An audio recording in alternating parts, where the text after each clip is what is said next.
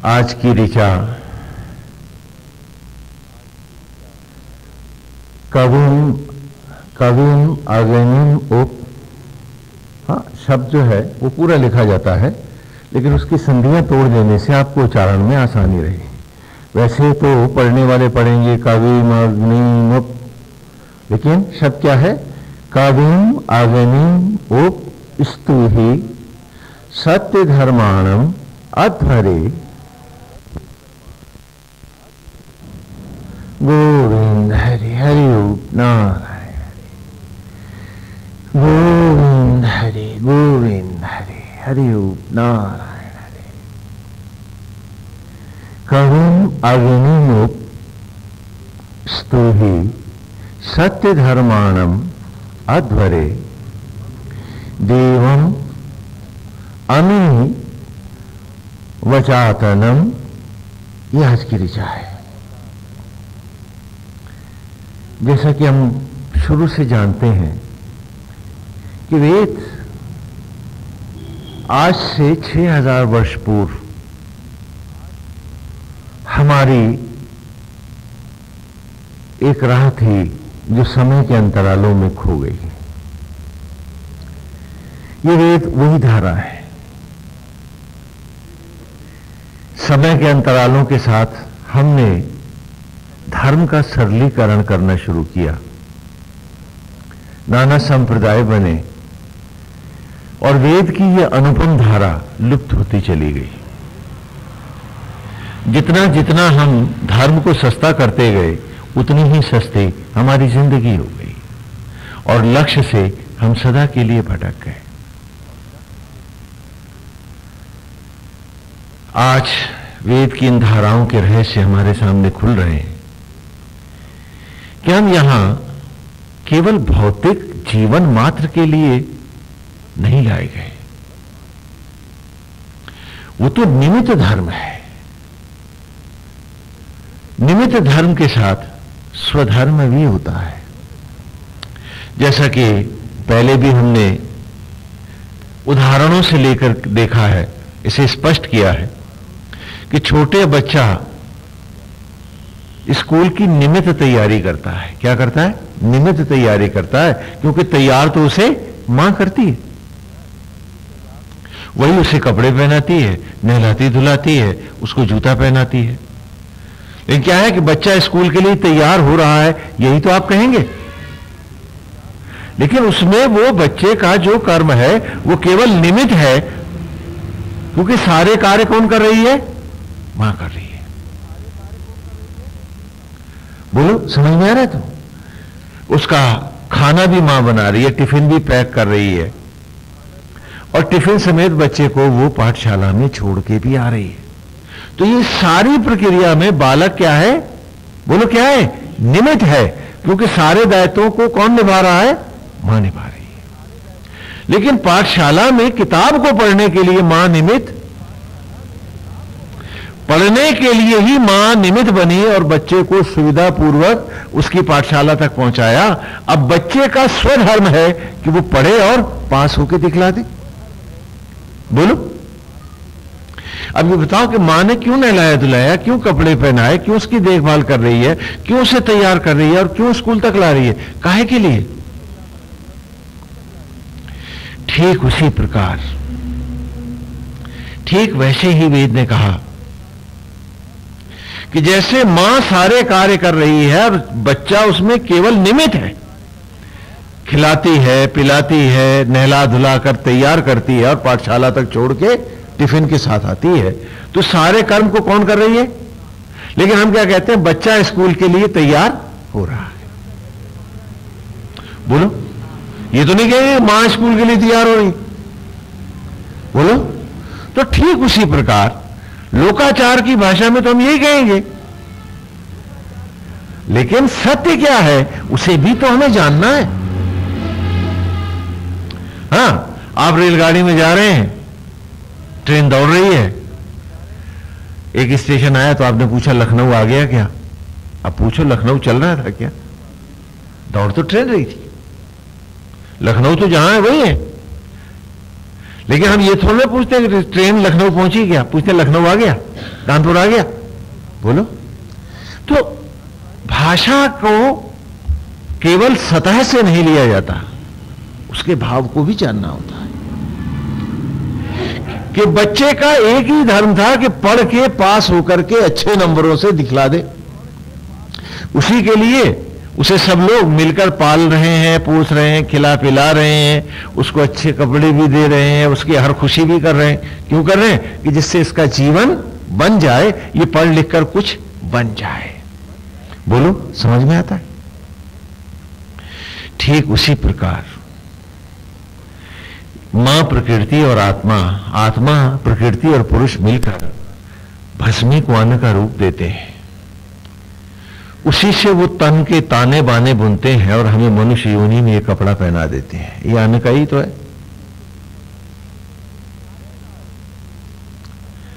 तो ये सारे कार्य बच्चे को उत्पन्न भी मां ही कर रही है, प्रकृति ही कर रही है, आत्मा ही कर रहा है।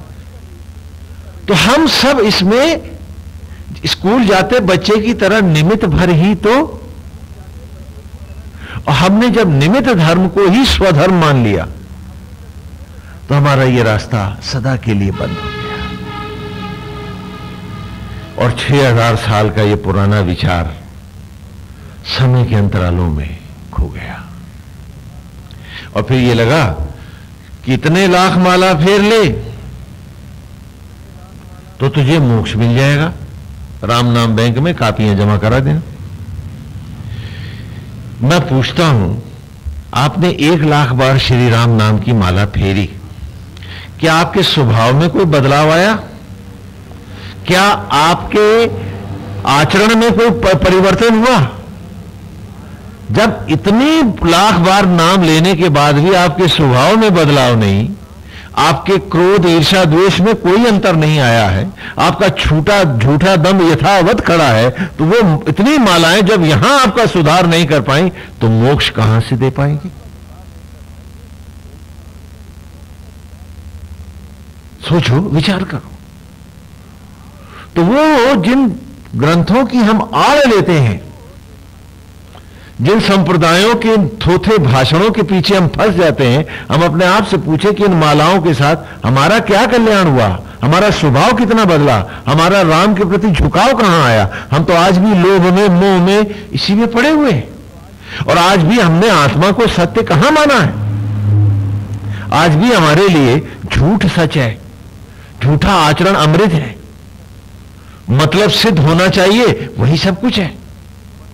तो जब मालाएं और तथा कथित पूजाएं, जप और व्रत हमारे में अभी बदलाव नहीं ला पाए तो हमें अतिशय निर्मल करके मोक्ष कहां से दिला पाएंगे? तो वो जो भी कह रहा है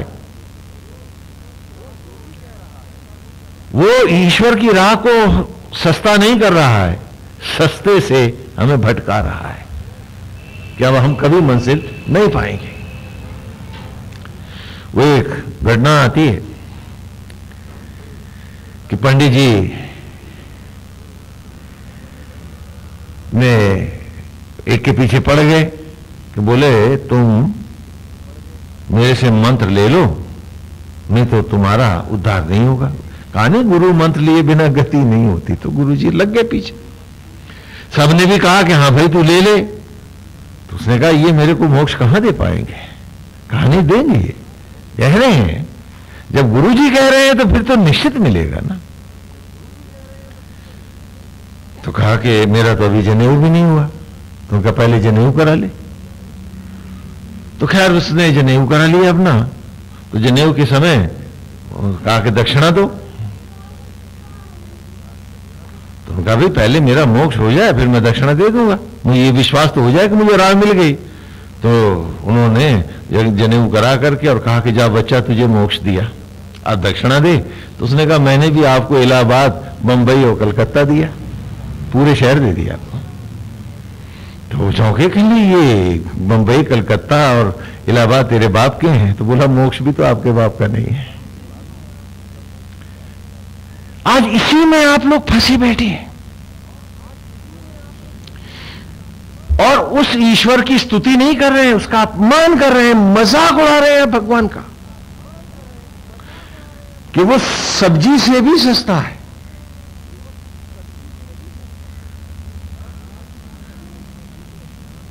और आज आपका जब असत्य, अज्ञान, लोभ और मोह ही नहीं छूटे तो आप जाएंगे कहां? छुटकारा होगा कैसे आपका? हम नहीं सोचते हैं इस बात को, जबकि वेद की इन ऋचाओं ने हमें बिल्कुल स्पष्ट करके बतला दिया है कि निमित्त धर्म निमित्त होता है।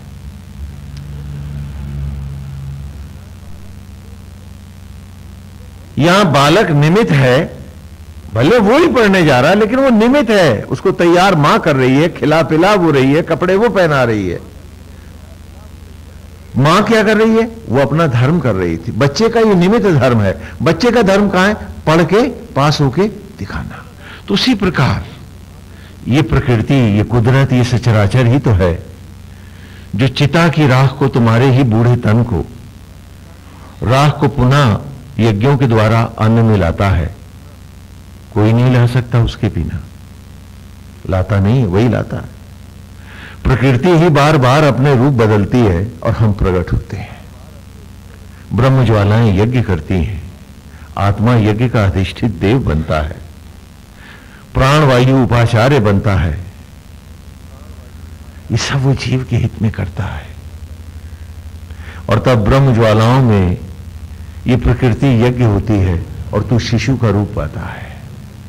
और सारी उम्र ये आत्मा और प्रकृति तुम्हें मां की तरह पालते हैं कि किसी तरह तुम जीवन की इस पाठशाला को पढ़ लो और पास हो जाओ,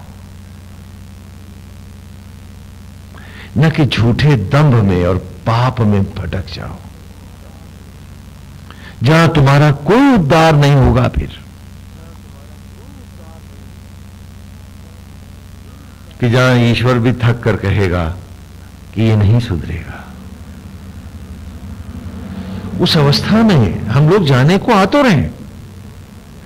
क्यों? क्योंकि 6000 वर्ष पूर्व की हमारी परिपाटी बदल गई है।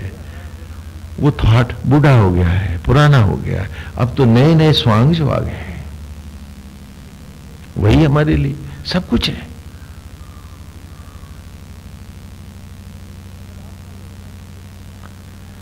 अगर आपका लड़का कहे कि मैं कॉलेज में एडमिशन ले आया तो गुरुमुख तो हो आया, अब क्या जरूरत है कॉलेज जाने की और पढ़ाई करने की? डिग्री तो अपने आप घर आएगी। तो आप सब कहोगे कि दिमाग खराब हो गया इसका।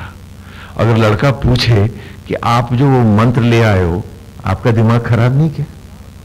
उसमें आचरण कहां है? उसमें विचार कहां है? उसमें व्यवहार कहां है? उसमें जागृति कहां है? और उसमें आपने अपने आप को भी पहचाना ही कहां है? जब आपको मोक्ष के जैसा इतना भारी पद मिल सकता है तो मुझे बीए की डिग्री क्यों नहीं मिल सकती? तो वहां आप समझदार हैं, लेकिन यहां संप्रदायों ने घुमाया है तो आप कतई घूम गए। आपको याद नहीं है कि हमें जिस राह से हम आगे बढ़े हैं वही राह हमें आगे जाना है, न कि भटक जाना है। यहां पर हमें जीवन के उस धर्म को, उद्देश्य को पूरी ईमानदारी से और श्रद्धा से धारण करना है।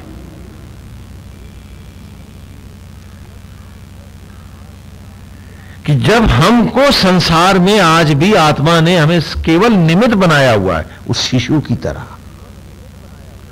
कि आज भी शरीर का कपड़ा वही पहना रही है। तुम्हारे मंत्र और मंत्रों के जाल अभी तक एक उंगली बनाना नहीं सीख पाए हैं क्या? मां ही बना रही है। आज भी भस्मी श्याना वही ला रही है, हम सब निमित्त हैं उसमें। अन्न से शिशु भी वही बना रही है, हम केवल निमित्त हैं, बर्तन भर हैं। आत्मा होकर वही पाल रही है, सांस से, धड़कन से और मां बनकर आज भी आत्मा हर तन का मैला धो रही है, तुम्हें एक अबोध शिशु का ही प्यार दे रही है। फिर इतने दंभ मिथ्याभिमान हम ले आए कहां से कि हम दंभ के साक्षात पिशाच रावण हो गए, महारावण हो गए हम, और हमें हमारी वस्तु स्थिति भूल गई। हमें ये याद ही नहीं रहा कि हमारी अवस्था उस प्राइमरी क्लास में जाते उस अबोध शिशु की तरह है। अरे पढ़ जीवन के अक्षर और पास होकर दिखा दे। माता पिता क्यों दिन रात मेहनत कर रहे हैं, क्यों पाल रहे हैं, क्यों चिल्ला रहे हैं कि तू कुछ बन जाए, तेरा जीवन सार्थक हो जाए। इसी के लिए तो आत्मा और ब्रह्म ज्वालाएं मां और पिता बनकर और सारा सचराचर मां बनकर हमें क्षण क्षण चिल्ला रहा है। और हम हैं कि दंभ के अंधे रावण बने हुए हैं, हमें याद नहीं है हमारी असलियत भी। और जो अपने से इतना अंधा है वो दूसरे का क्या हित कर सकता है? वो न चाहे तो क्या हो सकता है? लेकिन नहीं, हमें नहीं याद रहता है कि जो निमित्त धर्म है उनसे हटके भी तो मेरा कोई स्वधर्म है, और उस स्वधर्म को मैं 6000 साल पीछे फेंक आया, भूल गया उसे। उसी की याद वेद आज हमें फिर दिला रहा है कि यदि ईश्वर ने तुम्हारे ये सारे धर्म निमित्त धर्म न बनाए होते, जितने पर धर्म है तुम्हारे, यदि ये निमित्त धर्म ना होते तो वो भस्मी से अन्न नहीं बनाता, कहता अपने आप बना। वो अन्न से बालक नहीं बनाता, कहता खुद बना। वो भोजन को बन के शबरी का राम पचा नहीं, रक्त में नहीं बदलता, कहता खुद कर इसे। लेकिन नारायण ने ऐसा नहीं किया है।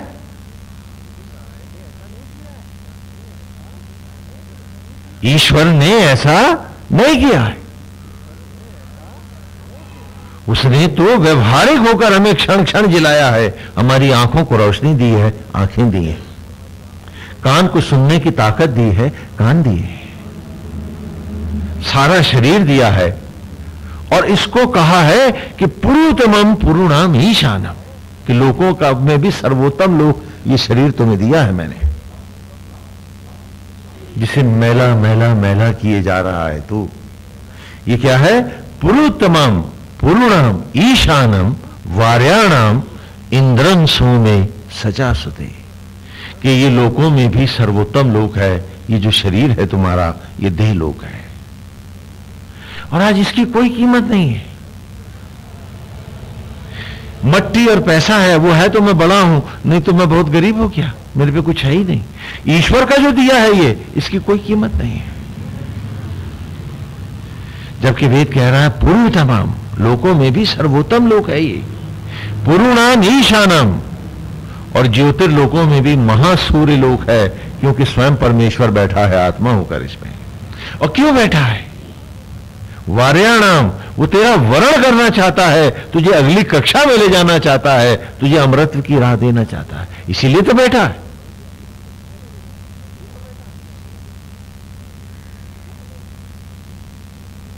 वो क्यों बैठा है वहां पर? वो क्यों चला रहा तुमको? वो क्यों तुम्हारे लिए सारी सुविधाएं कर रहा है?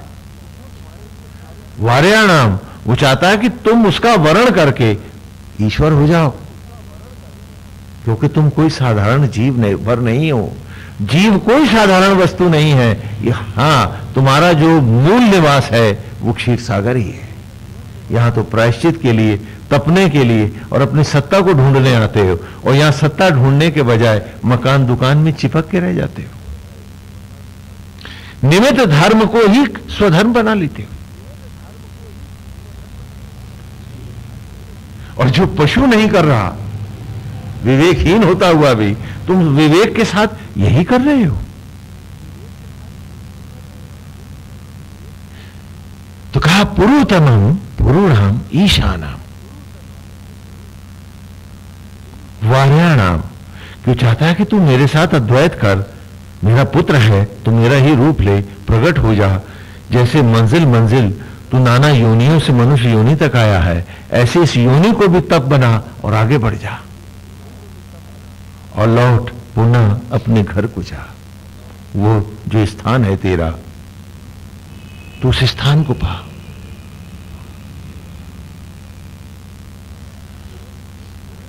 कैसे कि इंद्रम सोमे सचा सुते, कि मेरी ब्रह्म ज्योतियों के साथ अद्वैत कर, इस यज्ञ के साथ जुड़ता चल। इंद्रन और इन्हीं की ज्योतियों से, अमृत से सुता, सचा, संयुक्त होता हुआ, जुड़ता हुआ, सुते पुनः देवत्व में उत्पन्न हो जा, अपने मूल स्थान और मूल स्वरूप को पाले। पर हमने शरीर और शरीर से जुड़े पराधर्म को ही, परधर्म को ही स्वधर्म बनाया है। जो श्रीमद् भगवद गीता में भी भगवान ने कहा कि स्वधर्मेण मरणम श्रेयम, परधर्मो भयावह। तो आपने अर्थ लगा लिया कि ब्राह्मण है तो ब्राह्मण धर्म में ही अच्छा है, ऐसा कुछ नहीं है। वहां यहां स्वधर्म का अर्थ आत्मा से अद्वैत है और परधर्म का अर्थ भौतिकताओं से, जहां केवल निमित्त है, हम इंस्ट्रूमेंटल हैं, उसी में हम अपने को चौधरी बनाए बैठे हैं।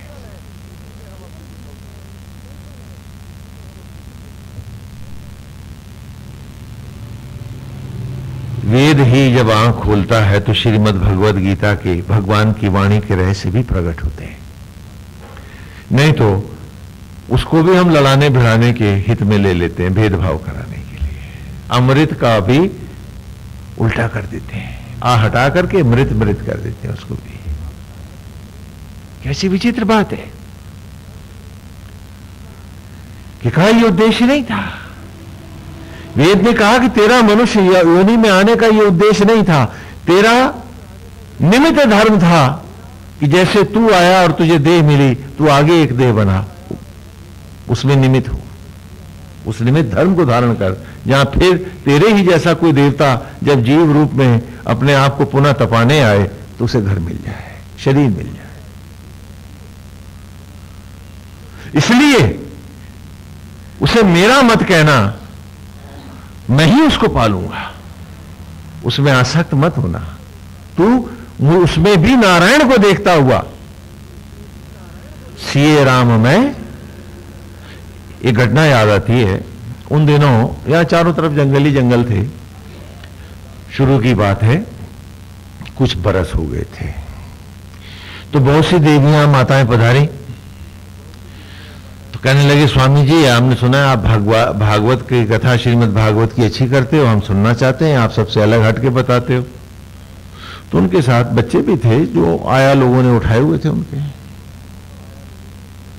तो हमने कहा कि ऐसी कोई भागवत वेद व्यास ने रची नहीं है जो आपके लिए, मैं कहां से सुना दूं आपको? कहले क्यों, हम लोग क्यों नहीं सुन सकती? मैंने कहा भागवत की फुअड़ गवार गोपियां पराए बच्चे में भी गोपाल देखती हैं, और आपको अपने बच्चों के लिए आया चाहिए, आप क्या भागवत सुन पाएंगे? भागवत सुनने की नहीं, जीने की बात है।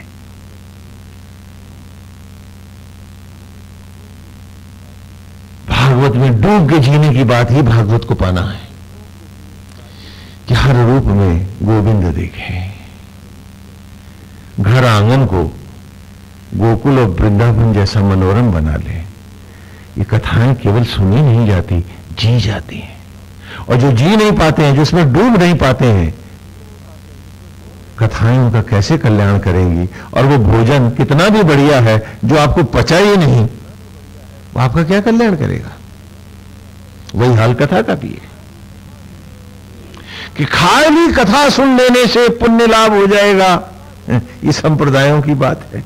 अरे जो अभी नहीं हुआ, आगे क्या होगा? हा? और अक्सर इसी बहाने जाकर के और सर झुका के सब बैठ जाते हैं। अरे इससे कुछ नहीं होने वाला, उसे समझो। और अमूल्य क्षण है जीवन एक यात्रा का नाम है, भटक जाओगे। उसे समझो, उसे जीना सीखो। कि बाकी सारे धर्म तुम्हारे क्या हैं? ये पर धर्म है जो परहित में है, तथा कथित मैं और मेरों में और फलानों और ठिकानों में। शरीर धर्म भी पर धर्म है, आत्मा से अद्वैत स्वधर्म है। और वो सत्य हमारा आज से 6000 वर्ष पूर्व जैसा छूटा कि फिर लौट कर हम उस तक नहीं आए। वेद वहीं पड़े रहे, लोग गाते भी रहे, इसको जानना नहीं चाहा। और आज भी हम आपको जो वेद पढ़ा रहे हैं, हमारा इनको लेकर के भी भारी विरोध हो चुका है, क्योंकि बहुत सारे हमारे विद्वानों का जो बनारस की शोभा है, उनका मत है कि वेदों का अर्थ नहीं होना चाहिए, केवल गाया जाना चाहिए, रहस्य मत बताओ किसी को, वो खाली गाया जाए, इसी से कल्याण होगा। एक बार मैं बस्तर में गया, मुख्यमंत्री भी उस वक्त साथ में था, हमारे सभी लोग थे। तो एक आदिम बस्ती में जब हम आ गए तो वहां एक सड़ा हुआ ट्रैक्टर खड़ा हुआ था, पुराना छोटा वाला, और बिल्कुल सड़ गया था, उसकी चदरें वदरें भी सड़ चुकी थी, पहिए टायर का तो पता ही नहीं था, बिल्कुल गल गए थे, वो थे ही नहीं बल्कि। और उस पर ढेरों झंडियां गड़ी हुई थी, दिए जल रहे थे, और जगह जगह उपलों से गोबर से उन्होंने कुछ बनाया हुआ था, और बहुत सारे जंगली उसके चारों तरफ नाच रहे थे। तो हमने पूछा सीएम से कि ये क्या है भाई, ये क्या हो रहा है? तो उनको भी बड़ा अजीब सा लगा, उन्होंने भी मुखिया को बुला के पूछा ये क्या है? कहने साहब इससे खेती बहुत अच्छी होती है, आजादी के बाद ही कुछ लोग ये लेकर के यहां आए थे और रख करके चले गए थे, कहा इससे तुम्हारी फसलें बहुत बढ़िया होंगी और बहुत अच्छी खेती होगी, और तब से हम इसकी पूजा आरती करते हैं और खेती खूब अच्छी होती। आपने धर्म के साथ भी कुछ ऐसे ही मजाक कर डाला, और आप सोचते रहे कि आप ईश्वर के साथ भी बड़ा धर्म कर रहे हैं, बड़ा पुण्य कमा रहे हैं।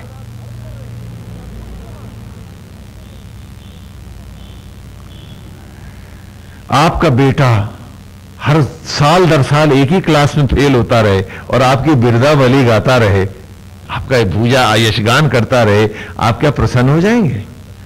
तो वो कितना प्रसन्न होगा हम सब से, वो कितना खुश होगा हमसे कि बिरदावली गाने वाले आ गए, लेकिन राह नहीं है, मंजिल नहीं है, दिशा नहीं है, खाली भटक रहे हैं, बिरदावली गा रहे हैं, कल्याण हो जाएगा इनका। बोलिए आप अपने बेटे को कितना आशीर्वाद देंगे जो साल दर साल उसी क्लास में फेल हो रहा है, लेकिन बिरदावली आपकी गा रहा है, हाँ? भजन गा रहा है वो आपके, यशगान कर रहा है वो आपका। बताइए तो मुझको, भाई गा तो मैं इसलिए रहा था कि मेरा मन उसके रूप पर रीझ है, वो तो कोई मतलब नहीं था, रीझ तो मैं आसक्त जगत पे रहा था, मेरे लिए वही सब कुछ था और सारी इंपॉर्टेंस वहां थी। ईश्वर तो बड़ा ही अनइंपॉर्टेंट विषय है, उससे कुछ लेना देना क्या? अरे पैसे मिलेंगे तो सौदा मिलेगा, ईश्वर से कहीं सौदा मिलेगा? तो उसका तो मुझसे कोई मतलब ही नहीं था। तो बताइए आपका बेटा आपकी बिरदावली गाए, आप खुश हो जाएंगे? और फेल होता रहे?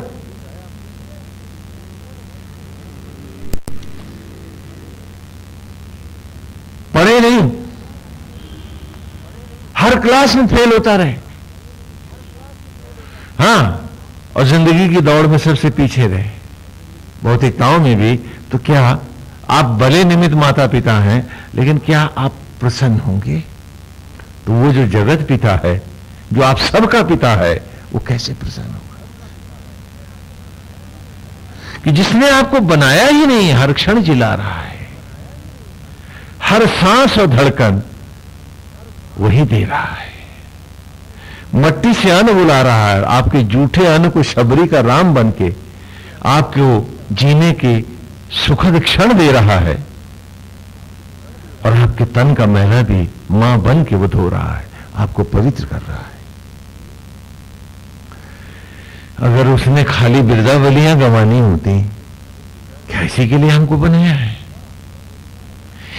अथवा हर पिता चाहता है कि उसका पुत्र उसके नक्शे कदम चले, उसके जैसा हो, उसकी राह जाए और आगे बढ़ के दिखा दे। लेकिन हमने तो खाली उसके भजन गा करके सोचा है कि उसे मूर्ख बना लेंगे और भूल गए कि मूर्ख तो हम बन गए। साल दर साल जिंदगी घटती रही और हम अपना समय चूकते रहे हैं। और ऐसे चूके हैं कि पता नहीं कितने बार 84 लाख जन्म हमें चूकना पड़े। वो सांस देता रहा, वो क्षण देता रहा, वो जीवन और धड़कन देता रहा और हर बार वो उम्मीद और आस लगाए रहा कि शायद हम मंजिल तक आएंगे, शायद हम लक्ष्य पाएंगे। और हमने जोश मारा तो कहा गा लेंगे वेद, अर्थ नहीं करेंगे इसका।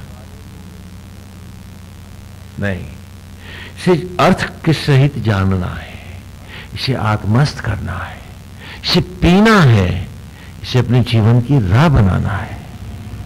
न कि धर्म को वो ट्रैक्टर की तरह झंडियां टांग करके उसके चारों तरफ घूम घूम के गाने गाना है। लेकिन वो गा रहे थे और उनकी फसलें अच्छी हो रही थी, उन्होंने बताया था हमको, तो आपको भी कुछ लाभ मिल गया होगा। लेकिन क्या इतने भर के लिए आपने मनुष्य योनि पाई है? अथवा अपने आप को पा करके अगली मंजिल भी पानी चाहिए आपने। और बड़ी आश्चर्य की बात है, एक और बड़ी बात है कि उसके साथ जुड़ के जीने में कोई घाटा भी नहीं है।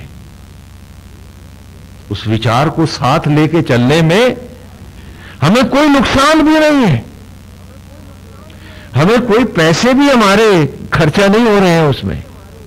उसकी मनोहारी छवि में बस के जीने में, उसको मंजिल को सामने रखकर जीने में ईर्ष्या से, द्वेष से, लोभ से, मोह से, आसक्ति से, क्रोध से, भय से, चिंता से, कल के डर से मुक्ति मिल रही है।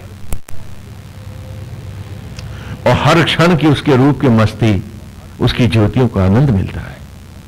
ये नहीं कि कोई घाटा भी है। और फिर भी हम हैं कि जाना नहीं चाहते। क्या बात है? आसक्त जगत की सड़ांध में उसकी दुर्गंध को ही सब कुछ बनाना चाहते हैं। यज्ञ के धुएं की वो सुगंध पता नहीं क्यों अब हमें अच्छी नहीं लगती है, और शंख की मंगल ध्वनि में हमें रस नहीं मिलता है। नहीं तो हम क्यों भटक जाते हैं? और वही आज की ऋचा में कह रहा है कि कविम अग्निम उप, है ना, ये ना, कविम अग्निम उप, तो कविम अग्निम उप। कवि माने आत्मा, यज्ञ, ईश्वर।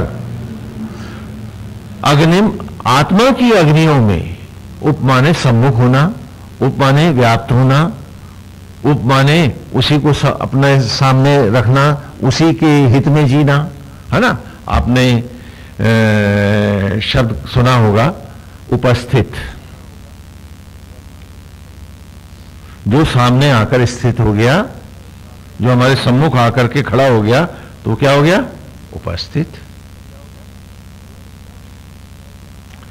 हां, तो कहा कविम अग्निम उप, कि ब्रह्म ज्वालाओं में आकर जिसने आत्मा अग्नियों का, सोम का, ज्योतियों का सदा सम्मुख कर लिया,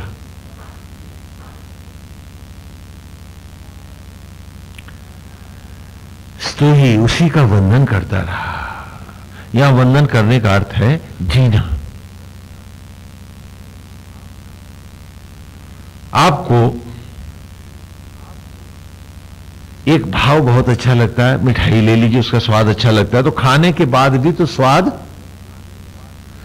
तो यहां स्तुति से मेरा मतलब यह नहीं कि खाली आप थाली घुमा के चले जाएं, कि उस रूप रस को का निरंतर पान करते रहे। जैसे किसी ने अपमान में 4 थप्पड़ मार दिया, आपका अपमान कर दिया भरी बारात में धोखे से, किसी गलतफहमी के कारण, आपका बड़ा अच्छा दोस्त था, तो 6 महीने तक आप उसका स्वाद लेते रहते हैं कि क्या भरी भीड़ में बेइज्जती कर गया मेरी, बोलो नहीं करते क्या? तो यहां स्तुति से मेरा मतलब, वहां आपने स्तुति में अपमान को इसकी स्तुति की, यहां बदले की भावना से, क्योंकि वो आपको ठग ले गया, आप तड़प रहे हैं, तो आज आप उसकी स्तुति कर रहे हैं, स्तुति वंदन कर रहे हैं, तभी तो बार बार वो आपको चुभ रहा है। लेकिन आरती के थाल में तो आपको ना कुछ गढ़ा, ना कुछ चुभा, ना कुछ मिला, तो आपने कोई स्तुति वंदन नहीं किया, नाटक किया है आपने।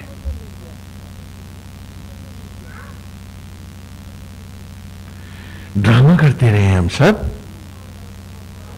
पूरी ईमानदारी से हम अपने आप को मांझे, पढ़े और जाने कि उस स्वांग झूठ और फरेब में क्या कुछ था, कोई रस था इसमें। जबकि भौतिक जीवन में स्तुति करना, स्तुति हम अच्छे से जानते हैं। आपका किसी के साथ कोई प्रेम भाव, आसक्त भाव आ गया है, प्रेम ही मान लेता हूं, तो उठते बैठते सोते जगते आपके प्रेमी का रूप आपके सामने खड़ा रहता है और आपको फील होता है ये स्तुति है। और पूजा में तो आपने कभी स्तुति नहीं करी, कभी आपने कोई स्तुति नहीं करी है, सिर्फ नाटक किया है।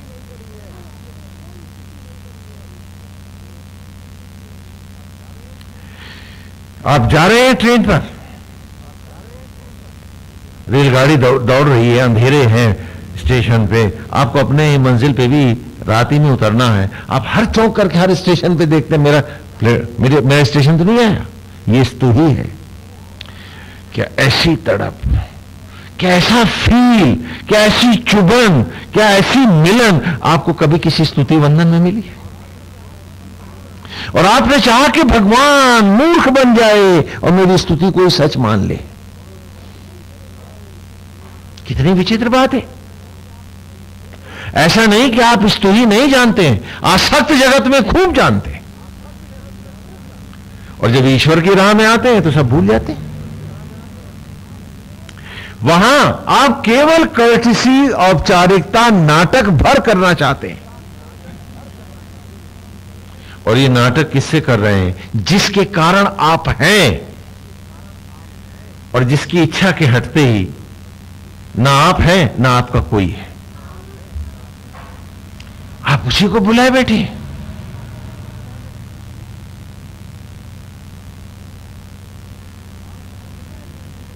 आप हर जगह स्तुति वंदन कर लेते हैं, वस्तुओं में कर लेते हैं, ये चीज हाय मिली क्यों नहीं, मिल जाए मुझे। दिन रात आपको उसी में ध्यान है कि यहां क्या हो रही है? स्तुति। यहां आप स्तुति कर रहे हैं, यहां आप वंदन कर रहे हैं, लेकिन नारायण की राह में आप इतने कोरे हैं कि करना चाहें भी तो नहीं कर पाते। कैसी विचित्र बात है। और उस राह का सबसे बड़ा सम्मान भी हम पाना चाहते हैं, क्या? मोक्ष पाना चाहते हैं, उस ईश्वर में ही मिलना चाहते हैं, लेकिन मिलके जीना तो कतई नहीं चाहते। क्या बात है, है?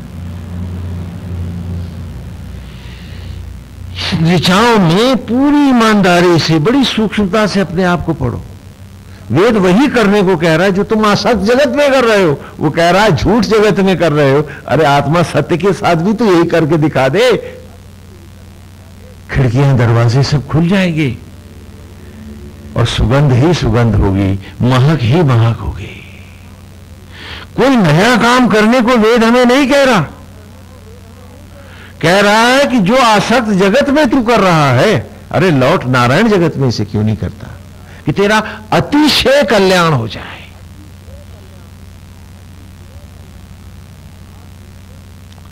आप दुश्मन की भी निरंतर स्तुति करते हैं, घृणा बन के, अपमान बन के, बदला बन के वो आपके सामने खड़ा रहता है। आप जिसके प्रति आसक्त होते हैं उसमें आपका ध्यान और प्यार उसके ना होने पर भी बना रहता है। यहां भी आप स्तुति कर लेते हैं, लेकिन ईश्वर के इसके लिए आपके पास कोई अनुभूति नहीं है, कोई भाव नहीं है, कोई रस नहीं है, खाली पाखंड रस है, दिखावा रस है, अगर ये कोई रस है तो। और यही बात यहां इस ऋचा में कह रहा है वो, कविम अगनिम उप, क्या आत्म ज्वालाओं के ही सदा सम्मुख रहता हुआ स्तु ही उसी की ज्योतियों को रोमांचित होता चल, पीता चल, उसमें बसता चल, क्योंकि वो ज्योतियां ही तो तेरा जीवन है, क्षण है, और उन्हीं के कारण तो सब कुछ है। ये बाहर आसक्तियों के ये फेंक नजारे, ये स्तुतियां, ये वंदन, जो निमित्त जगत है उसे तो तूने सत्य मान रखा है, और जो सत्य जगत है उसके प्रति तेरे पास कोई भाव ही नहीं है। और चाहते हैं कि मोक्ष मिल जाए, हमने माला फेरी, हमने राम राम किया, हमने अरे क्या किया तुमने, उसमें भाव कहां था? अब भाव के बिना भगवान कहां होंगे, कहां पूजा होगी तेरी, और कौन सा तुम फल पा जाओगे? स्तु ही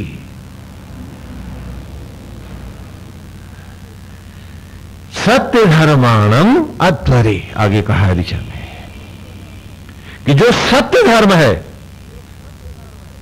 जो अध्वरे, जो ध्वस्त नहीं होता, ध्वा माने मारना, जिसका अंत नहीं हो सकता, ऐसे इस अमर सत्य जगत को में की स्तुति कर, न कि बाहर भटक।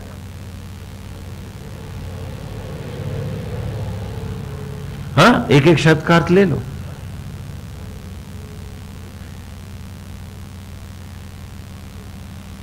कि सत्य धर्माणम अध्वरे, कविम अग्निम उप स्तुहि सत्य धर्माणम अध्वरे,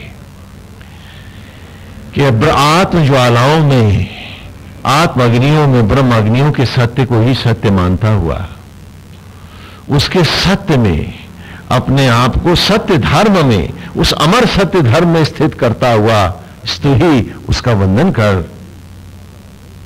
देवम, और उस देवत्व के लिए, उस ईश्वरत्व को पाने के लिए, आमीव चातनम, ईर्ष्या द्वेष घृणा लोभ मोह आसक्त जगत, ये पीड़ाओं की धरती का परित्याग कर दे, निमित्त हो जा।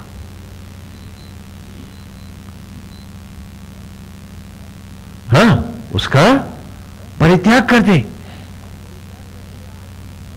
जिसे आज तू सत्य जगत बनाए बैठा है, उसमें उस शिशु की निमित्त अवस्था को पहचान अपने। देर हो गई तो देर हो जाएगी, और एक बार गाड़ी स्टेशन से चल दे, फिर दौड़ करके तू घंटे भर बाद कैसे पकड़ पाएगा? तो बहुत दूर निकल जाएगी। और वो भी जो प्रकाश से भी तीव्र गति से जाती ये जीवन की गाड़ी है, जो चूका वो चूक गया। अभी तो गाड़ी पर है, देख कि गाड़ी चल रही है, अरे अभी से तैयार हो जा, संभाल ले अपने आप को। नहीं तो वेद तो यूं ही गाए जाते रहेंगे, ऋचाओं के पाठ भी होते रहेंगे, रहस्य भी उभरते रहेंगे, तो ना होगा। तेरी मंजिल लुट चुकी होगी। जाग, पहचान अपने आप को।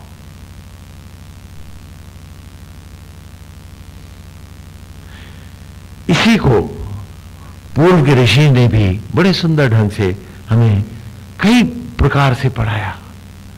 मधुचंदा में हम पढ़ के आए हैं, और सारे वेदों में हम इन्हीं को दोहराएंगे, क्योंकि मार्ग यही है, जाना भीतर है। सत्य धर्माणम अध्वरे, इस सत्य धर्म जो अमर सत्य धर्म है, इसी के साथ जुड़ के हमें जीना है।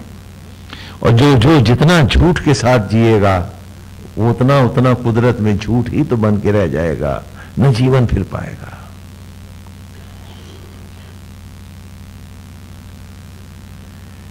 फिर उसकी गति कहां होगी?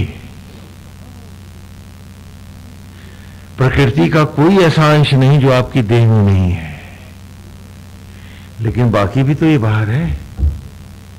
इसे रूप कब मिलेगा? क्योंकि असत्य जगत के साथ जुड़कर जिया है, अब तो इसे असत्य ही बन के रहना पड़ेगा ना। जीवन से रहित होकर के ही तो रहना पड़ेगा, इसको भी और उसको में तखत को। ये सब जलेंगे तो खाद बनेंगे। फिर पेड़ों के गर्भ में जब ब्रह्म ज्वालाएं यज्ञ करेंगी तो यही अन्न में लौटेंगे। ये जो जीव खाएगा उसकी देह में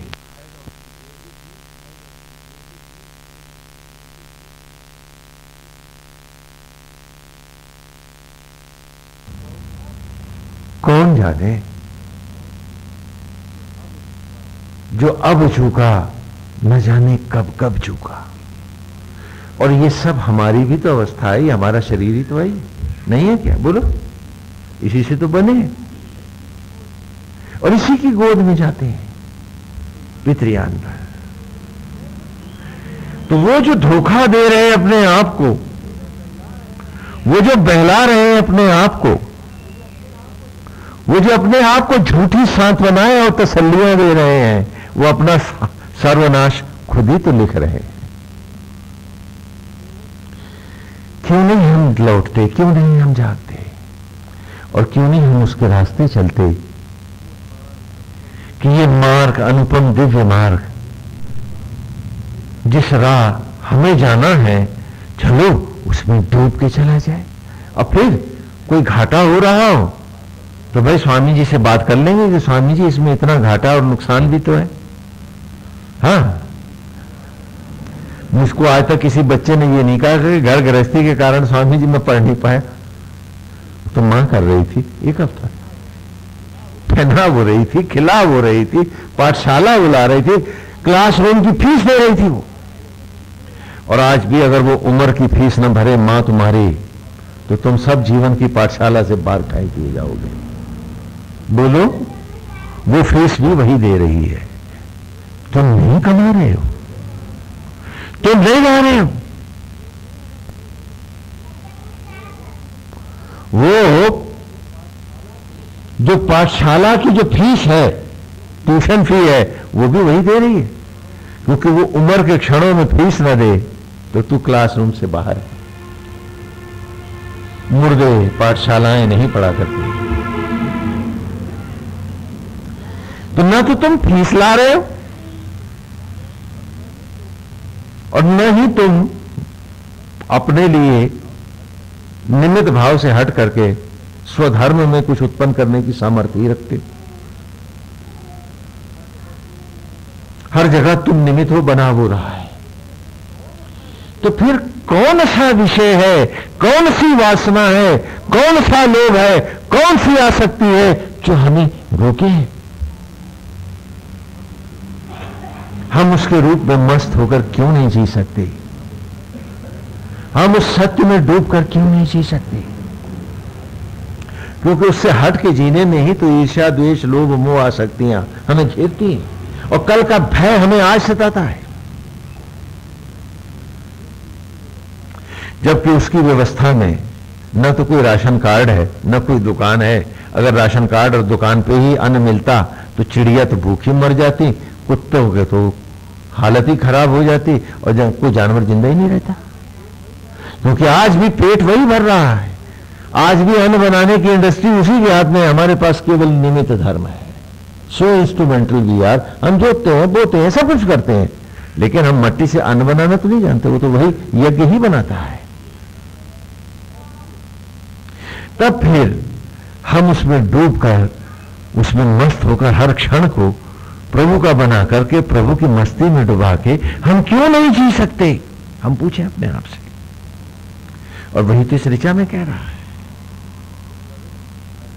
कि कविम अगनिम उप सत्य धर्माणम अत्वरे, कि अपनी आत्मा में, ब्रह्म ज्वालाओं में ही, आत्मअग्नियों में ही का सदा सम्मुख करता हुआ,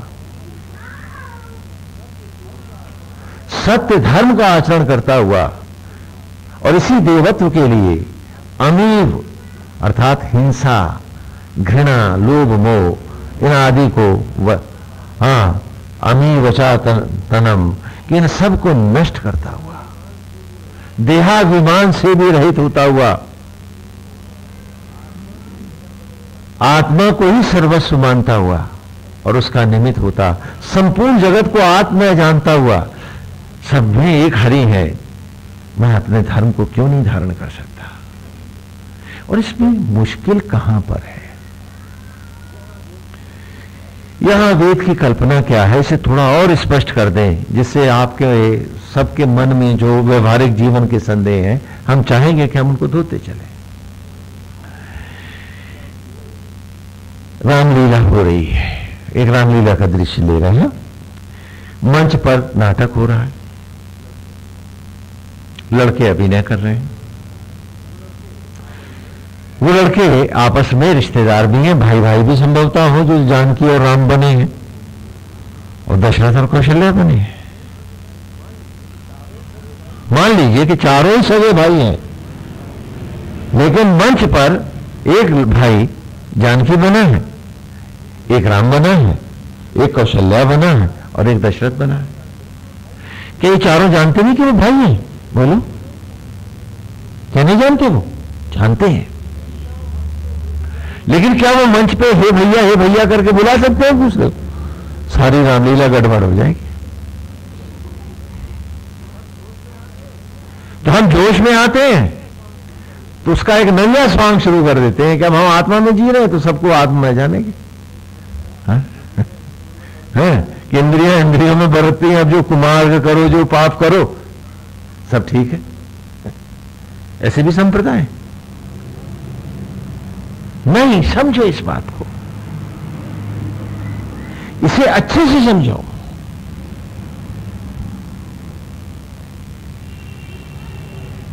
मुझे एक घटना याद आती है कि बहुत साल पहले की बात है, बहुत पहले की बात है। हमारे एक मित्र थे, तो एक समाज में जाकर के और वो उनके शिष्य बन गए। और वो बोले इंद्रियों में बरतती हैं। और वो उनकी श्रीमती जी से हम मिले तो कहने लगे कि वो हमको भी अब बहन जी कहते हैं।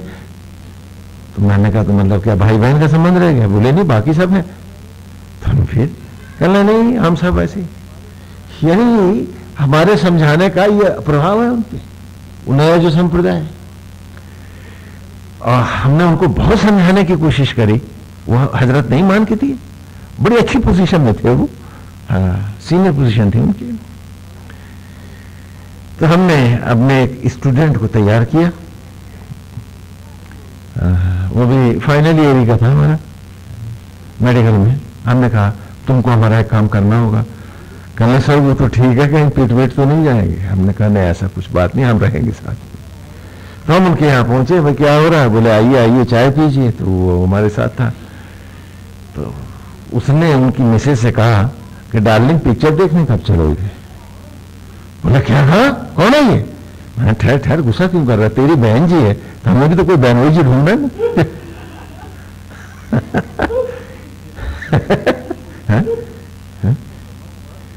हाँ, तू तो ब्रह्मा कुमार हो गया ना, तो हमें तो कोई ढूंढना नहीं ना। फिर आप ये स्वांग भरने लगते, तो उनका दिमाग सही हुआ। हमने कहा कि ठीक है कि उन्होंने जो तुमको किताब पढ़ाई है वो हम भी पढ़ाते हैं, लेकिन यार उसका ये एक नया तांडव जो तूने शुरू कर दिया, ये क्या? ये भाव क्या है? मंच पर रामलीला हो रही है, हम सब लड़के जानते हैं कि हम सब सगे भाई हैं, लेकिन क्या मंच पे कोई भैया भैया करके बुला सकता है? बोलो, नहीं ना। मंच की मर्यादा है कि यथा पात्र, यथा संवाद और यथा व्यवहार में ही रहेगा, भले भाई है तो क्या। कि जब भी दशरथ जी कौशल्या को बुलाएंगे तो कहेगी आज्ञा करें प्राणनाथ। जानकी भी राम को ऐसे ही कहेगी, वहां हे भैया भैया नहीं होगी क्या? तो ठीक उसी प्रकार यहां वेद का कहने का अर्थ है कि निमित जगत को निमित भाव से यथा मर्यादाओं में धारण करते हुए मंच के पात्रों की तरह हम ये ना भूलें, एको ब्रह्म द्वितीयो नास्ति। आत्मा तो हम सब में वही है। हाँ, अब ये किसी ने पूंछ पकड़ी तो हाथी बता दिया तो एक संप्रदाय हो गया। हाँ, तो वहां सबको छूट हो गई। वैसे सब में सखा भाव, भाई बहन का भाव रखो, बाकी तो इंद्रियों में बरतती है। हाँ, तो बड़ा सा फिर एक नया संप्रदाय हो गया कि सबको एक दूसरे के पांव छूने लगो और जो मिले खाओ पियो मौज करो। ये भी एक संप्रदाय हो गया, चल निकले। लेकिन ये बहानेबाजियां, ये धोखाधड़ी हम अपने साथ ही तो करते हैं। प्रश्न ये नहीं है, प्रश्न ये है कि अपने आप को पूरी ईमानदारी से पहचानना, जानना। और यदि हम आज अपने आप को नहीं जान पाए तो क्या कल पशु योनियों में जाके अपने को जानेंगे? कब जानेंगे? ये बुद्धि कहां मिलेगी हमको?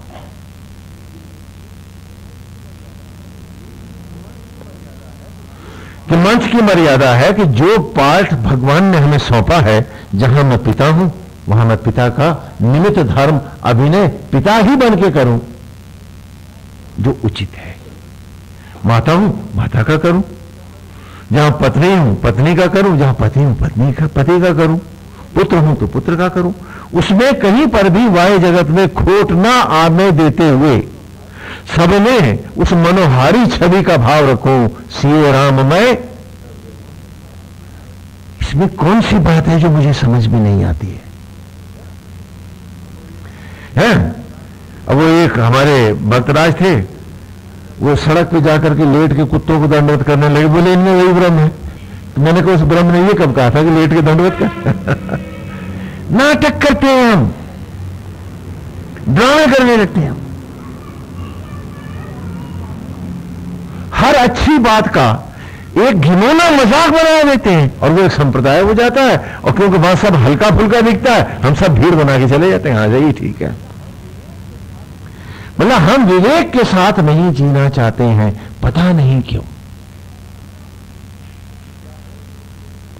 जबकि क्या है कि जगत एक नाट्यशाला है, तो नाटक में हर किरदार का निमित्त धर्म है। मेरा मंच का निमित्त धर्म है कि मैं जो किरदार निभा रहा हूं उसको पूरी ईमानदारी से निभाऊं। दशरथ हूं तो दशरथ रहूं, रावण हूं तो रावण बनूं, मेघनाथ हूं तो मेघनाथ रहूं, जानकी हूं तो जानकी रहूं। हर पात्र का मैं यथा धारण करूं। ये मेरा वहां का मंच का निमित्त धर्म है। लेकिन स्वधर्म क्या है कि भाई मैं कलाकार हूं, मेरी ये पहचान है। तो मेरी पहचान क्या है कि मैं ब्रह्म हूं, मैं उस आत्मा के द्वारा उत्पन्न हूं। कविम अग्निम उप, उन आत्म ज्वालाओं में ही व्याप्त होकर के मैं आज भी जी रहा हूं। जहां जहां तक ये अग्नियां, ये ऊष्मा रहती है, मैं जीवित हूं। ये नहीं है तो नहीं, अभिनय समाप्त हो गया है। लेकिन अभिनय ही समाप्त हुआ है, मैं नहीं हुआ हूं। अभिनय करते वक्त रामलीला कमेटी के कपड़े पहनने पड़ते नहीं, तो वो चित्रा की लकड़ियों पे कपड़े उतार दूंगा और कपाल क्रिया करके मेरे निमित्त जो मेरे पुत्र आदि हैं वो मेरा उद्धार करेंगे, मुझको जीव रूप बाहर करेंगे। और रामलीला कमेटी के वस्त्र अग्नियों पर कमेटी को, सचराचर को लौटा देंगे और मैं अपने ही कर्मों के साथ भटक जाऊंगा। इसलिए आप कपाल क्रिया करते हैं, क्योंकि मैं जीव हूं।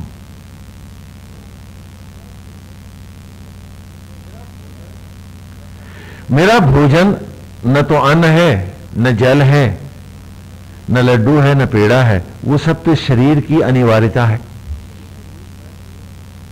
जीव रूप मैं देव हूं और देव का भोजन सोम अर्थात ज्योति ही होता है।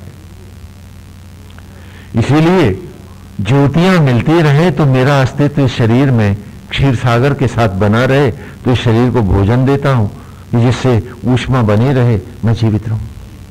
ये शरीर जीवित रहेगा तो मैं रहूंगा, नहीं तो मुझे इसको छोड़ के जीवित तो रहूंगा लेकिन अस्तित्व खो जाएगा। तो मेरा आज भी भोजन मेरा आज भी भोजन ज्योति है।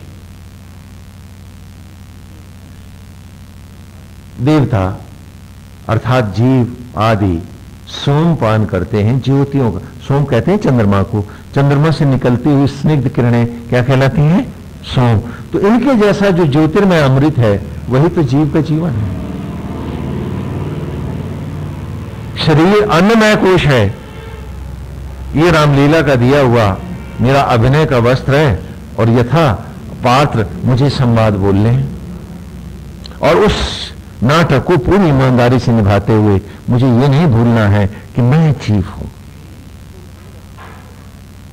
ये जीव अर्थात मैं जब आत्मा से अद्वैत करता हूं तो मैं ही देव हूं। ये मेरी दूसरी पहचान है जीव रूप में, मैं ही देव हूं।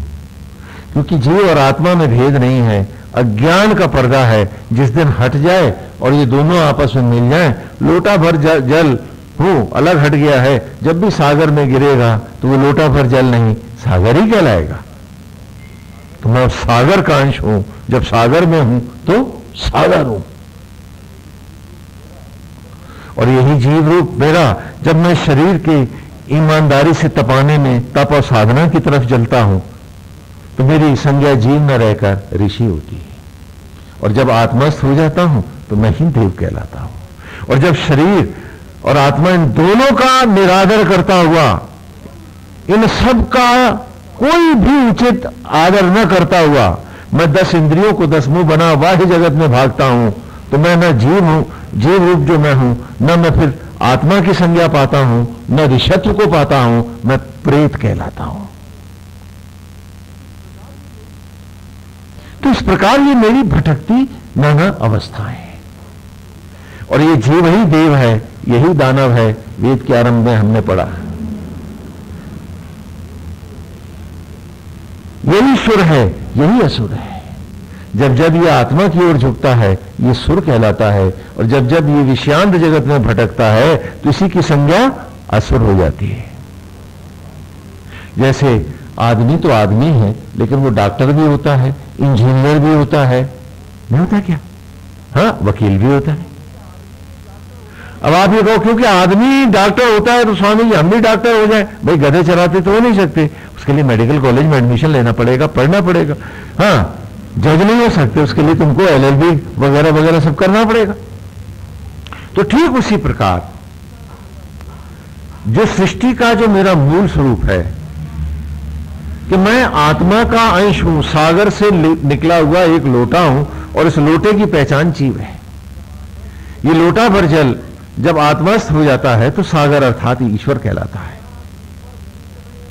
तो यहां ईश्वर पूजने वाला धर्म सनातन धर्म नहीं है, ईश्वर बन के दिखाने वाला धर्म सनातन धर्म है कि तुम सबको ईश्वर बन के दिखाना है।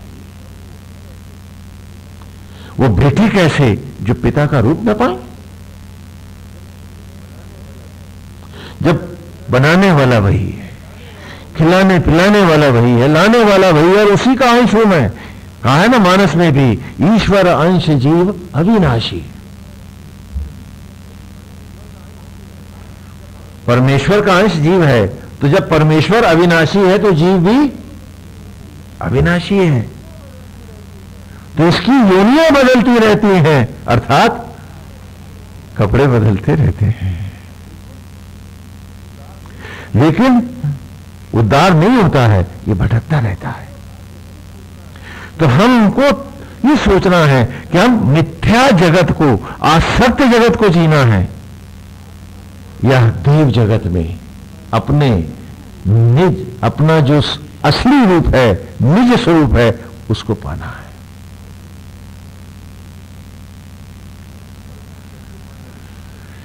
और उसको कैसे पाना है वही हमने इस ऋचा में कहा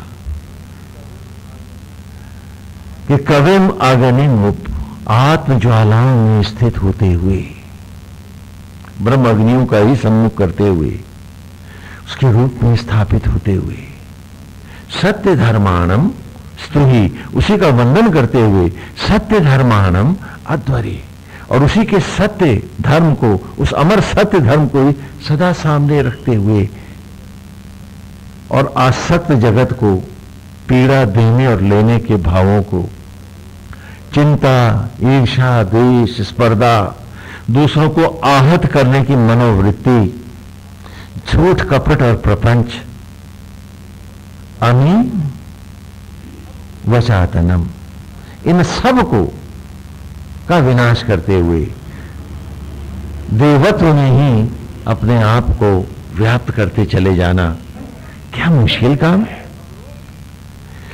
इसमें अवरोध है, जैसा कि पिछले ऋषि में भी हमने पढ़ा, 2 ऋचाओं में पढ़ा था ना कि कृष्ण में और भीष्म में, कि केतुम कर्मन अकेतवे पेशु मर्या अपेश से समशद भी रह जाए था।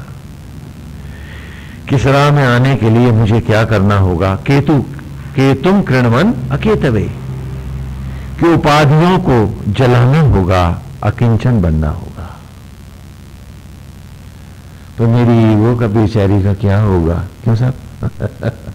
हाँ, वो तो बड़ी आहत हो जाएगी। जिसके साथ जिया हूं, जिसके लिए जिया हूं, उसका क्या होगा? कहा केतुम कृणवन अकेतवे, यदि रहना है इस राह में तो दंभ मारने होंगे, तोड़ने होंगी सारी ध्वजाएं और पताकाएं। ध्वजा है, केतु माने ध्वजा, फ्लैग, फ्लैग समझते हैं, झंडा। तो ध्वजा क्या है? मेरा ईगो, मेरा घर, मेरा परिवार, मेरे बच्चे, मेरा बीवी, मेरा फलाना।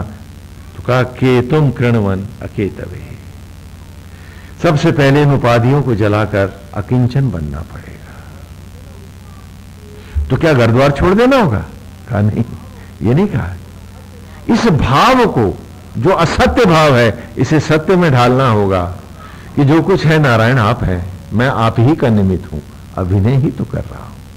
क्या इतना सा दंभ तोड़ने को हम राजी हैं? क्योंकि हम घमंडी कब होते हैं, हमें ईगो कब आती है? जब हमारा ईश्वर मर जाता है कि वो तो है ही नहीं, मैं ही हूं। तो हत्यारे भी क्या भक्त होते हैं, वो भी राम के।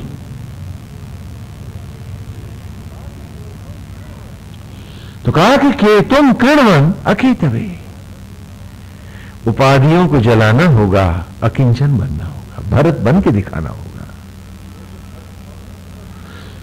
क्योंकि भक्त कौन है? भरत है, जो भक्ति में रत है वो भरत है, और भरत गद्दियों पे आता नहीं है। कहा कि राम नहीं लौटेंगे वन से, अब आप ही को गद्दी लेनी पड़ेगी। कहा नहीं, मैं भरत हूं, मैं गद्दी नहीं लूंगा। मैं सत्य धर्मा हूं और मैं सत्य का भक्त हूं। जब इस देह में निमित्त हूं तो गद्दी कहां से ले? ये तो बड़ा भारी झूठ हो जाएगा। तो कहा कि राम भी गद्दी पे नहीं बैठेंगे, फिर राज्य का संचालन कैसे होगा? कहा उन्हीं के श्री चिन्ह विराज दो, उन्हीं की पादुका रख दो, और उन पादुकाओं का निमित्त बनकर मैं धर्म सारे कर दूंगा, राज्य चला दूंगा, गद्दी नहीं बैठूंगा। केतुम कृणवन अकेतवे, जिसकी उपाधियां नहीं गई उसकी समाधि होती ही नहीं है। क्योंकि उपाधियां ही व्याधियां हैं, समाधि नहीं लगती, फिर व्याधियों से भरा जीवन रह जाता है, वो हमारे जीवन की पीड़ा बन जाती है। तो कहा उपाधियों को नष्ट करो और अकिंचन हो, और पेशो मर्या अपेश से, कि अब इस भेद जगत की सीमाओं को तोड़ दे इसे। जो सच नहीं है उसे तू भी न स्वीकार। पेश जगत, भेद जगत क्या है? मेरा तेरा, अपना पराया, ऊंच नीच, जात पात नहीं, लिंग भेद, पशु मनुष्य नहीं, एको ब्रह्म। तो कहा पेशो मर्या माने सीमा, मर्यादा शब्द है ना, दा दायनी, मर्या धन दा, जब दोनों जुड़ते हैं तो शब्द बनता है मर्यादा। दा माने दायनी, मर्या माने सीमा। देखो ना शब्द कैसे बनते हैं, हाँ, संस्कृत में। तो पेशो मर्या अपेश से, कि भेद जगत की सीमाओं को लांघ, अपेश पुनः मूढ़ हो जा, अकिंच। क्योंकि जब तक तू अभेद अकिंचन और मूढ़ नहीं होगा तो अपने भीतर प्रवेश भी नहीं पाएगा। तो लाख प्रयास करे तो भक्त हो ही नहीं सकता। उसके लिए अनिवार्यता है भक्ति के लिए। जैसे एमए के लिए अनिवार्यता है कि बीए पास होना, और बीए के लिए अनिवार्य है कि इंटर भी पास हुआ है या नहीं, और इंटर के लिए हाई स्कूल जरूरी है ना। तो ठीक उसी प्रकार ये खाली माला फेरण कोई भक्ति नहीं होती है। आप सब अपने आप के साथ छल करते हैं, हम सब अपने अपने आप को धोखा देते हैं। कहा कि तुम कृणवन अकेतवे, उपाधियों को नष्ट कर अकिंचन हो जा। भरत सा बन के दिखा दे। और पेशो मर्या अपेश से, कि भेदभाव की सारी सीमाओं को लांघ अपेश पुनः मूल हो जा।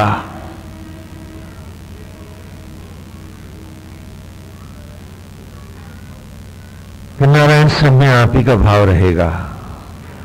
नाटकीयता को नाटक में ही निर्वाह करते हुए मेरे अंतर मन में नारायण आप ही आत्मा होकर सब में विराजते हैं, और प्रभु आप ही मेरे सर्वस्व हैं। आप ही का बनाया जगत है और मैं आप ही का निमित्त हूं। आप बाग के मालिक हैं, मैं माली हूं। बस बस एक माली की भावना से आपके सचराचर की बगिया की नारायण जहां खड़ा करोगे सेवा करूंगा, जितनी सामर्थ्य होगी करूंगा। आगे जेही विधि राखे राम ताई विधि रही, मस्त रहूंगा लेकिन आप ही में रहूंगा। न ईर्ष्या में रहूंगा, न द्वेष में रहूंगा, न छल में रहूंगा, न कपट में रहूंगा, न मेरा में रहूंगा, न तेरा में रहूंगा। नारायण बस आप में रहूंगा। समुषद भी न जाए था। यदि प्रातः काल के सूर्य के समान इस अमृत की राह में जन्मना चाहता है तो चल ले संकल्प, मूढ़ और अकिंचन बन के दिखा दे। क्योंकि जो ये नहीं बन पाता वो राम भी नहीं पाता, उसे राह भी नहीं मिलती। क्योंकि जो ईर्ष्या में द्वेष में फंसा है तो किससे द्वेष कर रहा है वो, किससे ईर्ष्या कर रहा है वो? जिससे कर रहा है क्या उसमें आत्मा नहीं है, राम नहीं? तो ईर्ष्या द्वेष राम से ही तो कर रहा है, घृणा राम से ही तो कर रहा है, बदला राम से ही तो ले रहा है, अपमानित राम को ही तो कर रहा है। वो कैसे भक्त हो सकता? परीक्षा है, दे सकोगे? पूछो अपने आप को। और जब तक ये अवस्था ना आएगी भक्ति का आरंभ नहीं होगा, कदापि नहीं होगा। वो संप्रदायों की ठगती भक्ति की बात हम करते नहीं है कि जिसमें खाली माला फेरते रहो, न मन फिरे, न स्वभाव, न आचरण, न उनकी शरणागति हो, न उनके लिए मन रीझे, न तड़पे, न रस मिले उसका, ये कोई भक्ति नहीं है। मनोरंजन भी भक्ति नहीं होता। क्या आपने भजन गा लिया रसना के लिए, स्वाद के लिए? ना, ये भी कोई भक्ति नहीं है। मैं ये मान सकता हूं कि आप भक्ति की तरफ चलने का प्रयास कर रहे हैं, लेकिन भक्त नहीं है आप। भक्त होने की पहली मर्यादा है कि वो मूढ़ हो और अकिंचन हो।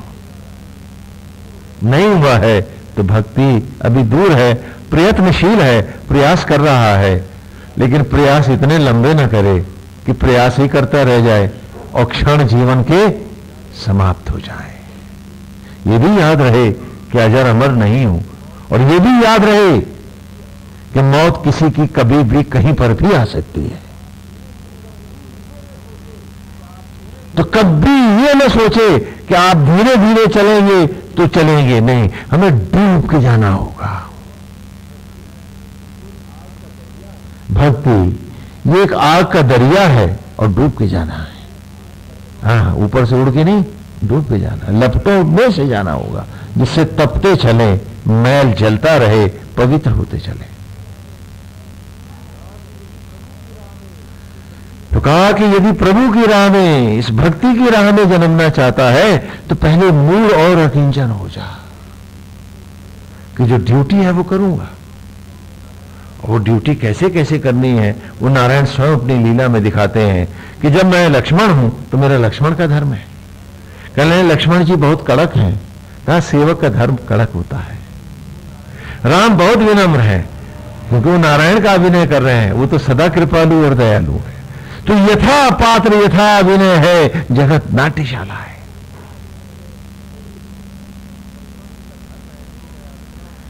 लक्ष्मण जी का धर्म है कि वो दयालु ना हो, नहीं तो वो अपने इस सेवक धर्म को जो भगवान श्री राम की सुरक्षा के लिए और उनकी सेवा के लिए आए, इन दोनों धर्मों से विमुख ना हो जाएंगे तो वो क्षमा नहीं करेंगे, राम सदा क्षमा करेंगे।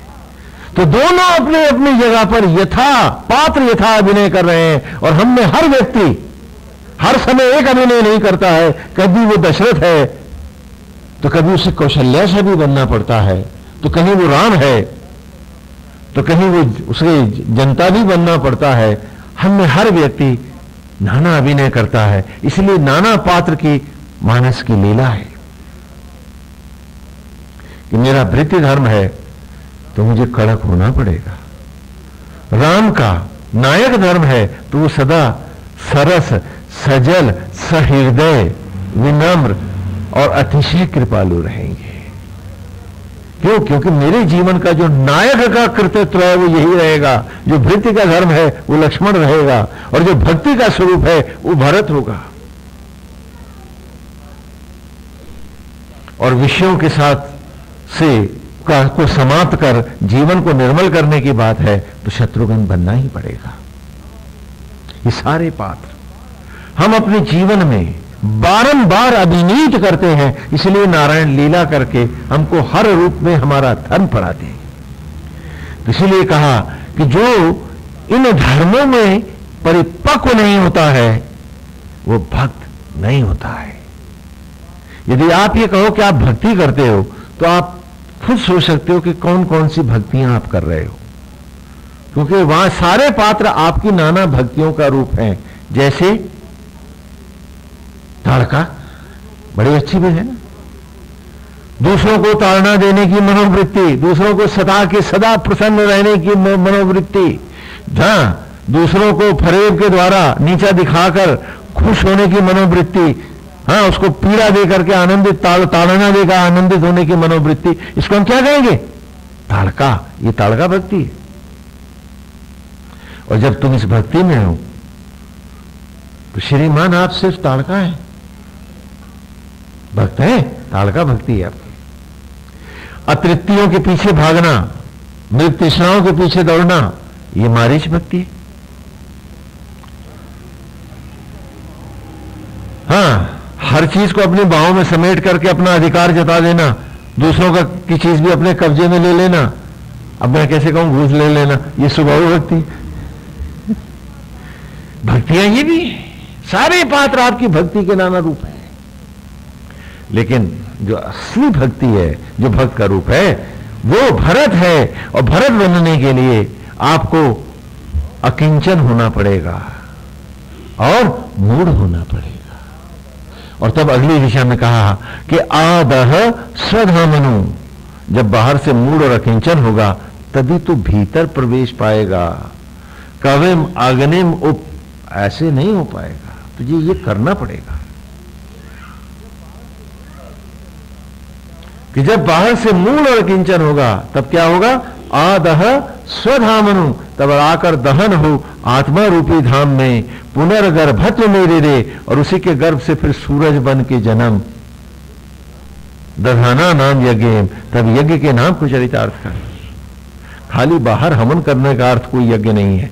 बाहर से बाहर को जला और भीतर स्वयं जलने को आ, आत्मा से अद्वैत कर और बन के दिखा दे। हम सबको इस सत्य को धारण करना होगा। और जो अपने आप को इजी कंसेशन दे रहे हैं वो अपने आप को स्वयं अपने हाथों से मिटा रहे हैं, इसमें कोई संदेह मत करना कभी भी कि हमें सदा सावधान होकर जीना है। हर रूप में, किस पात्र में मैं कैसे जीऊं, इसी के लिए भगवान कृष्ण के लीला अवतार हैं, सारे पात्र हैं। कहां कैसे रहूं, और कौन कौन से पात्र हैं जिन्हें मुझे मारना है, उन्हीं को नायक मारता है। भगवान ताड़का को मारते हैं, तुम्हें भी मारना है। मारीच और सुबाहु का अंत करते हैं। 10 इंद्रियों को 10 मुंह बनाकर सारे संसार को नोच के, हाँ मेरी चौतल्ला कोठी सोने की लंका बन जाए, इस मनोवृत्ति को दशानन कहते हैं। और जब हम इसमें लिप्त हैं तो रावण और कोई नहीं, हम ही तो हैं। तो ये सारे पात्र हैं हमें, और जिन जिनका हम निरोध कर रहे हैं, इनको हमें भी अपने जीवन में एलिमिनेट करना है, हटाना है, मिटाना है। तब हमको हमारा जीवन अवध होगा। अवध माने जिसका कोई भी वध न कर सके, अवध। अवध माने जो वध नहीं हो सकता है। हाँ, अवध कहा या अध्वर कहा, बात एक ही। सत्य धर्माणम अध्वरे।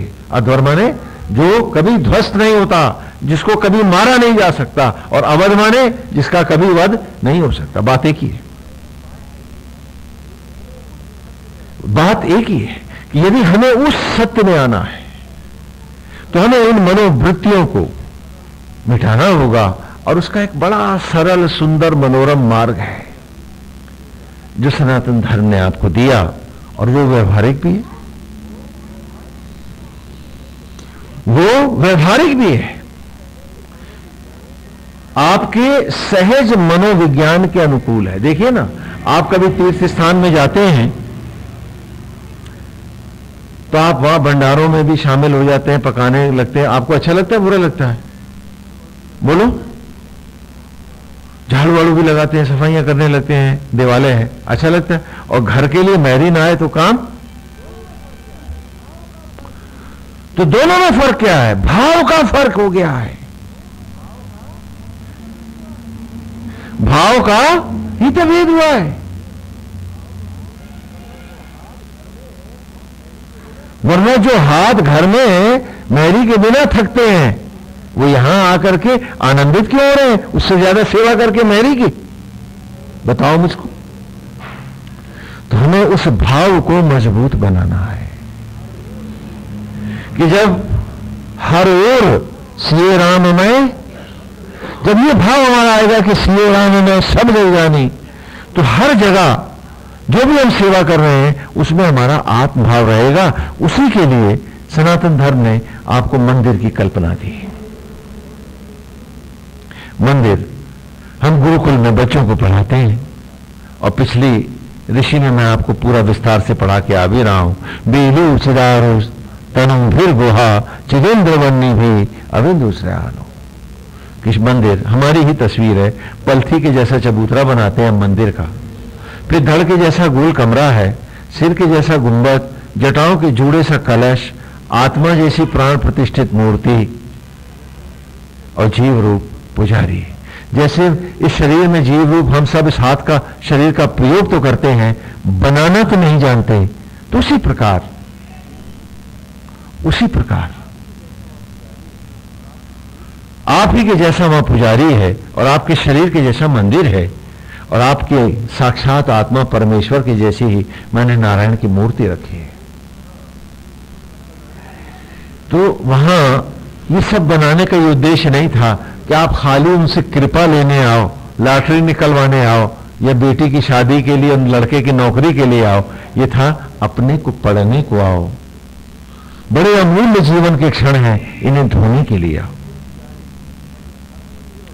कि जैसे पुजारी का जो धर्म मंदिर और मूर्ति के प्रति है, रे जीव तेरा धर्म भी इस शरीर मंदिर, जिसकी हर ईंट स्वयं आत्मा, हाँ भगवान राम ही शबरी के राम बन के तुम्हारी जूठन से इसको बना रहे हैं, सजा रहे हैं। आज वो घटघटवासी हो हर शबरी के जूठे बेर खा रहे हैं, तो शबरी की भावना से ही तुझे राम को लेना है, भक्ति तब होगी। तो उसके लिए भी कि कोई पढ़ा है या नहीं, कोई जान पाएगा, इन शब्दों की गहराइयों तक उतर पाएगा अथवा नहीं, हमने सहज रूप दिए। कहा हरि व्यापक सर्वत्र समाना, भाव से प्रकट हुए भगवाना। वेद में आए या मानस में आए, बात एक ही है, कोई भेद नहीं। कि कहा कि ईश्वर तो सर्वत्र समान है, जिसमें तेरा भाव जग जाए तो वही रूप मूर्ति का ले ले। फिर वो मूर्ति इस मंदिर में ला, जो 5 महावाक्यों में आपको पढ़ाया। तत्त्वमसि तेजोवसि एको ब्रह्म द्वितीयो नास्ति अहम ब्रह्मास्मि और सोहमास्मि। कि पहले धारणा, फिर ध्यान, फिर समाधि, पुनः यज्ञ और तब योग। ये 5 महावाक्य। तो सबसे पहले हमने भगवान की एक सुंदर मनोहारी रूप लिया। सुंदर मूर्ति लो और साथ में उनकी कथाओं का भी बारंबार ध्यान करो, फिर उन कथाओं को सुनो, फिर उन लीलाओं को सुनो और सुनने में कभी न थको। सदा जिज्ञासु और आतुर रहो।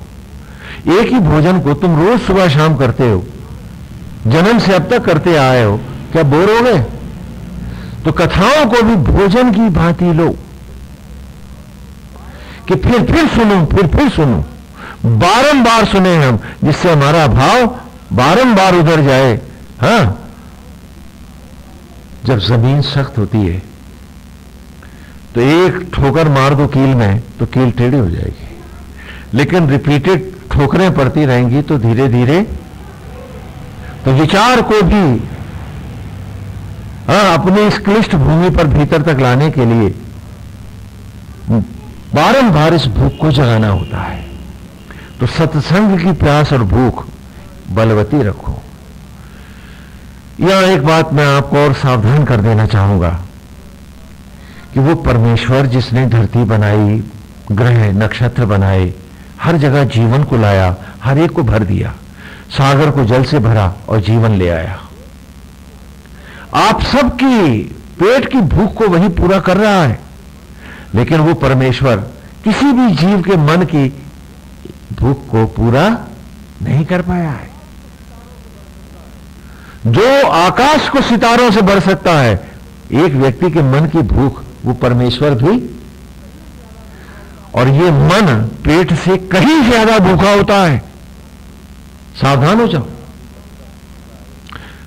और जब भी आप दफ्तर से घर आए, किसी कारणवश खाना नहीं बना है, कोई घटना हो गई है, तो जो भी रखा होता है, बिस्कुट रखे हैं या कुछ बासी रखा है, वो आप सब खा जाते हो नहीं? तो ये भूखा मन सारे विषय का विष भी पी जाता है, क्योंकि इसकी भूख अति भयावह है। फिर ये कुछ नहीं छोड़ता है, अतीत वर्तमान जहां जहां तक होता है सब कल्पनाएं खाता है। जिसने इसको खुला छोड़ा वो मन उसका जीवन खा जाता है। मत भूलना इस बात को। वो तुम्हारे इस मनुष्य योनि को, इस पवित्र जीवन का सर्वनाश भी करने में समर्थ है। ये अति बलशाली है। ये किसी के बांधे नहीं मरता। हिरण्यकशिपु को मन ही कहा है मैंने प्रहलाद की कथा में। हिरण्य माने सुनहरा और कशिपु माने बिस्तर। ये मन ही तो वो बिस्तर है जहां जाके जीव भ्रमित हो जाता है। प्रा माने अमर और हलाद माने मस्ती। आत्मा की अमर मस्ती जो जीव का स्वरूप है वही तो प्रहलाद है। मैं वहां भी आपको आप ही की कहानी सुनाता हूं गुरुकुल में, भागवत की कथाओं में। और इस मन को, हिरण्यकशिपु को वरदान है, न ये दिन में मरता है और न रात में, न ये धरती पे मरता है और न ये थल में मरता है और न ये जल में मरता है, न ये किसी मनुष्य के मारे मरता है, न कोई देवता, राक्षस, यक्ष, किन्नर, पशु कोई नहीं मार सकता, और ये किसी आयुध से भी नहीं मरता है। ये मन महान बलशाली है। इसे और इसकी भूख परमेश्वर भी नहीं भर सकता है। और तुमको चुनौती है कि इस मन को भूखा मत छोड़ो। तो क्यों न मनोहारी छवि का भोजन, उनके सुंदर मनोहारी रूप का इन्हें नित्य देते रहो। न ये भूखा रहे, न ये खाए तुमको, न डसे किसी और को, और न तुम्हारे जीवन को ये विषैला करे। Don't leave it alone. अकेला मत छोड़ो। इसे सदा कविम अग्निम उप, आत्मज्वालाओं के सम्मुख रखो। यही इस ऋचा में कहा है और यही वहां मूर्ति में कह रहा हूं आपसे। से सदा ब्रह्म ज्वालाओं के सामने रखो। सुंदर मनोहारी रूप हो नारायण का, सुंदर नयन, और वो सर्वशक्तिमान परमेश्वर है, ये मेरी अमिट आस्था हो और फिर ये सांचा बने और मुझे इसमें ढलना हो। तप के द्वारा मेरा मन ढले, मेरे भाव ढले, मेरे जीवन का रोम रोम उसी में ढल जाए और सांचे में ढलकर ये जीव नया रूप पाए। सोहम अस्मि, सोहम अस्मि, सो इज़मी, सो इज़मी, ऐसा बन के दिखाना है। यही यहां कह रहा हूं इस ऋचा में भी, कि जब सुंदर मनोहारी रूप में उसकी नैना विराम छवि की छाया में मेरा मन शीतल शरण पाता है, तो ईर्ष्या द्वेष लोभ मोह से सहज ही बच जाता है। एक साधे सब सधे। इसलिए गुरुकुल से हम मूर्ति पूजा का आरंभ करते हैं। क्यों करते हैं?